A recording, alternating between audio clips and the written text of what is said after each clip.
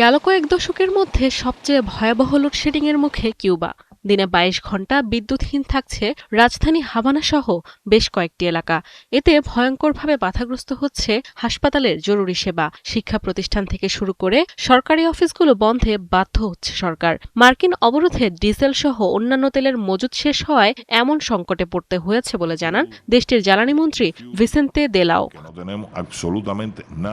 অভ্যন্তরীণ চাহিদা মেটাতে দৈনিক ৯০,০০০ থেকে ১,১০,০০০ ব্যারেল জ্বালানি তেলের প্রয়োজন কিউবায়, কিন্তু দেশটির স্থানীয় উৎপাদন দৈনিক মাত্র ৪০,০০০ ব্যারেল, যা চাহিদার ১/৩ মেটাতে সক্ষম। ফলে কাঠামোগতভাবে জ্বালানি আমদানিতে নির্ভরশীল দেশটি, যেখানে চাহিদার বড় অংশের যোগান দেয় ভেনেজুয়েলা ও মেক্সিকো।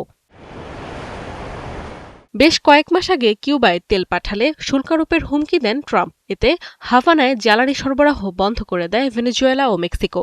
এমন অবস্থায় ডিসেম্বর থেকে এখন পর্যন্ত শুধুমাত্র এক সুপার ট্যাঙ্কার তেল পাঠায় রাশিয়া, যাতে এপ্রিলে সাময়িক স্বস্তি পায় দেশটি।